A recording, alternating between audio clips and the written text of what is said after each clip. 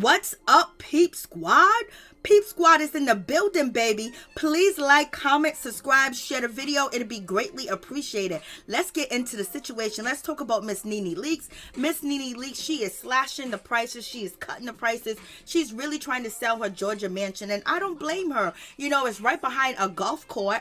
That's number one. And then she's in that big old huge mansion all by herself. Her kids ain't in that mansion. Nobody's in that mansion but her and whoever else that she has in there. And then also trying to keep that mansion clean, trying to keep up the maintenance, you know, keeping up all the duty when it comes to the jacuzzi, the pool, the grass, the lawn, the trees, the bushes, and then everything else, the electricity, the heat, the air, all types of stuff, you know what I mean? And her budget ain't the same like it was 5 years ago. And then there was two incomes coming in, and that was her husband, Greg Leakes. Greg Leakes, rest in peace, rest in power. And so, you know, it seems like NeNe Leakes is basically trying to, you know, take this mansion up off her hand because it's just too much. And then also the memories, you know, she probably still sees Greg walking in the house or thinking that he's going to come out the bathroom or he's laying in the bed, and it's just so much where now she's trying to start over. She's trying to start fresh. She's trying to start brand new. And actually her new normal is living without her partner that she's been with most of her life as well. And then also all her kids are grown. So therefore, unless all the kids move in and they all start dibbling up money for the rent or for the mortgage, you know, there's going to be a problem. So in any event, NeNe Leakes has put her house up, you know, on the listing, and then it was $4 million in September, and then she ended up cutting the price to $3.8 million. That was last month. And then this Tuesday, NeNe Leakes cut the price down to $3.495 million, you know, really subtracting $500,000 from the price. And it's just like she's trying to get up out of this mansion, seriously, and she's slashing the prices. But in any event, you know, her slashing the prices, she still is going to be made whole because she only paid $2 million for the house. But it would be nice to make $1 million profit, you know, or at least a $900,000 profit from, you know, selling her mansion. But in any event, it seems like she's cutting and slashing prices, and, you know, no one's really taking in on the price. And sometimes people are kind of like, oh, I don't know, you know, because everyone knows that Greg did pass away in the house. You know, as years go on, sometimes when celebrities passed away in their home, you know, they become, you know, a tourist spot, or it becomes a place where people, you know, look for things of that nature. Oh, a celebrity lived here, or a celebrity passed away here. Oh, I want this house. And then you see the listings, you see that people want to, you know, buy them type of homes and live in them type of homes. But in any event, you know, it seems like NeNe Leakes is trying her best, you know, to get up out of that mansion. I don't know is she going to stay in Georgia or she's going to move somewhere else. But as you guys know, her son, her baby son, Brent, you know, Leakes, he got his own little lavish condo, and he's chilling, minding his business. And so he's living on his own. You know, his house is all furniture. He got white furniture. What young man has white furniture in his house? That ain't nothing but his mama and his father, baby. But in any event, you guys let me know what you think about this situation. So NeNe Leakes is slashing the prices. She's cutting the prices. Girl, I wish I had enough money to buy your mansion, because I would. Yes, Lord. That mansion is beautiful. I mean, it is beautiful. It's top tier. And you could tell that she took a lot of care, and, you know, or she had people to make sure they took care of the property, and Greg Leakes took care of the property too as well. You know, NeNe did mention that Greg Leakes left all the information behind in a folder where she would know, like, if something goes wrong on the property, something happens on the property, these are the people you contact. These are the people that you have a conversation with. These are the people that will help you. And in any event, that just got to be hard too as well, to read his notes, you know, when something's going wrong, because you know something went wrong in a house. You know something happened in a house. You know what I mean? It's just human. And so therefore, you know, going into Greg's office and reading these papers and, you know, smelling his clothes. I don't know if Greg's clothes are still in the house, his clothes, his shoes, and things of that nature, because the last time that NeNe was on YouTube or Instagram and she was filming from her home, her closet, medication and things were still, you know, full. Her closet was full of clothes, you know what I mean? So, and then she had medication on the counter and things of that nature. So she's pretty much just really still living in the house. It's not like she's living out of a box in the house. But I guarantee you that she has a lot of breakdown moments in that house, because once you feel the person that you love, and then the memories come back, and it's probably a whole lot where she's trying to move forward and trying to be strong at the same time, because sleeping in the same bed and waking up and rolling over and hoping to see your husband and he's not there, or dreaming about her husband, Greg Leaks downstairs, and she may and move forward. But right now it seems like nobody is biting the apple to get NeNe Leakes' mansion. She's cut the price about 3 times now. No, twice now. She cut the price, and she's trying to sell the mansion. She's trying to move forward.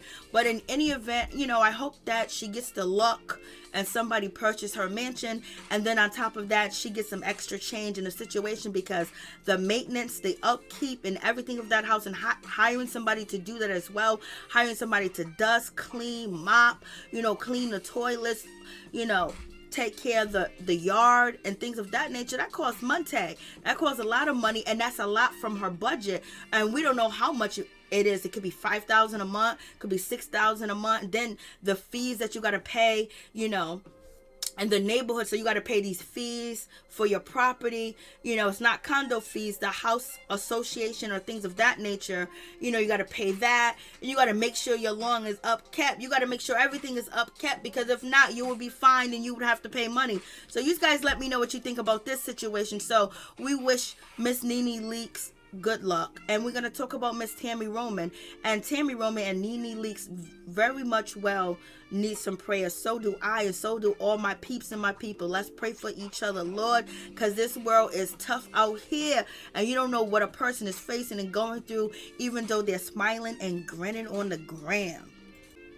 One thing we can say about Tami is that she has a lot of, courage, and she's a hero in so many different words, to actually get out here on social media and tell the world what she's going through, what she's been going through. And she's been going through the same battle for almost half of her life. It started when she was 13 years old, because, she wanted to be a model, and she went down to a model agency, and basically they found any and everything wrong with her. And from then on, she was basically criticizing her body and basically trying to fit the idea of beauty that she can actually get paid off of.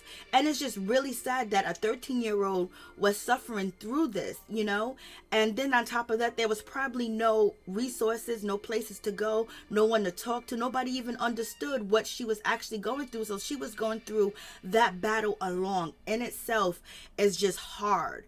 And then on top of that, Tami Roman being on TV, being on social media, and being on Basketball Wives, because Basketball Wife is nothing about beauty, success, money, how you look, how you dress, and all these things of that nature was going on. People were looking up to the iconic ladies that were on Basketball Wives. And then you have Tami Roman that enters the picture, finding out that her husband's cheating on her with one of the castmates, Evelyn Lozada, the devil.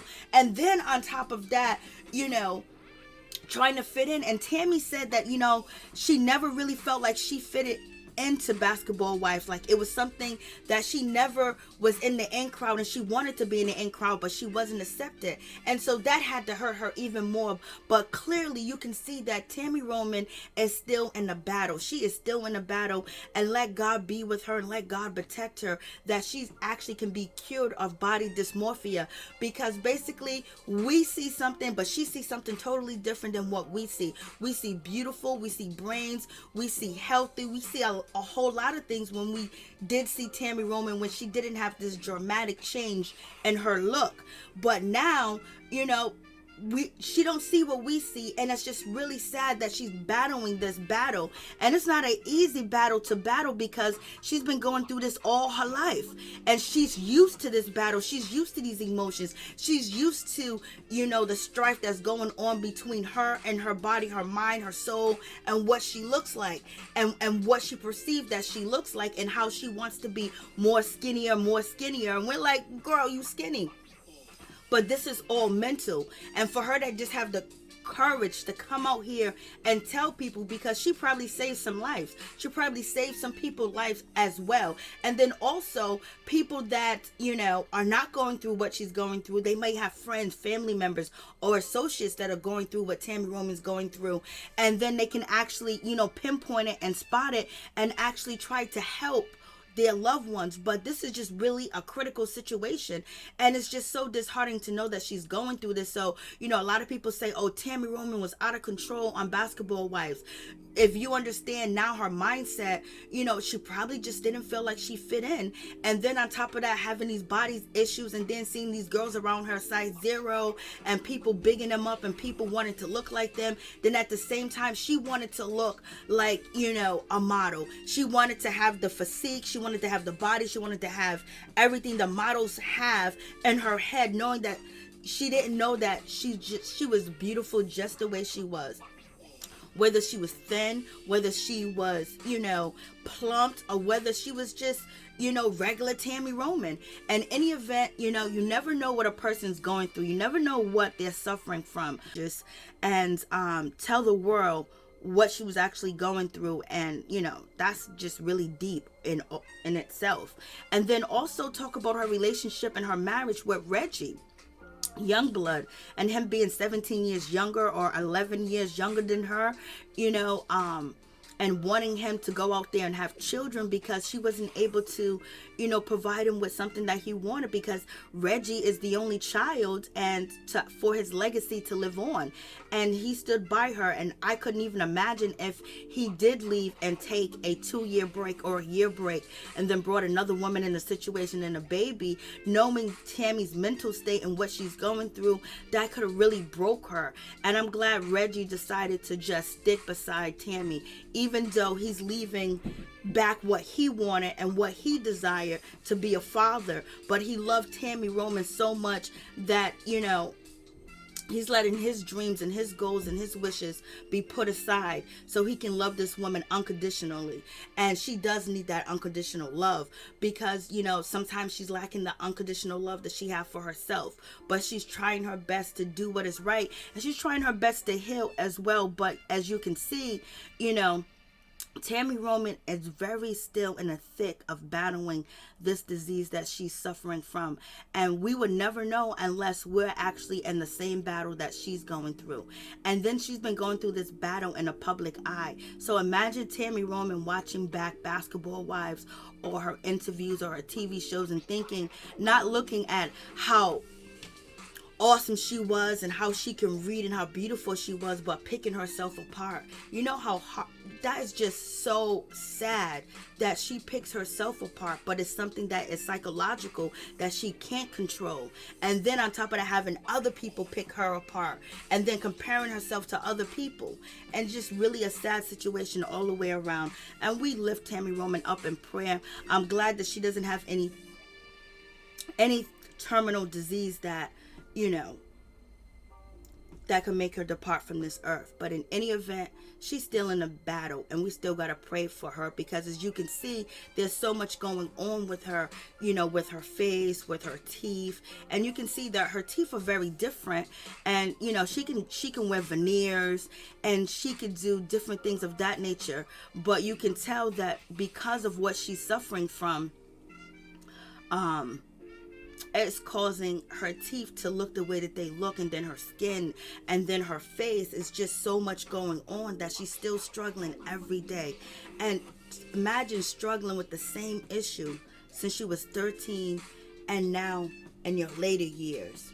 That's a hard battle, because you're so used to the same battle. Let's lift her up in prayer.